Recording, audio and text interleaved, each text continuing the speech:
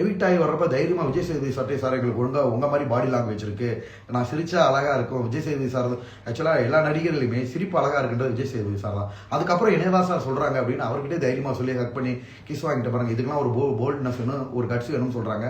Ravinder sir கரெக்டா kiss பண்ணி சொன்னார் சார். என்னால ஒரு வாரம் தாங்க முடியாது, உருவக்கிளை தாங்க முடியாது, 50 பேர்த்தையும் சிங்கிள் பிளேயரா நின்று தும்சம் பண்ண திவாகர்.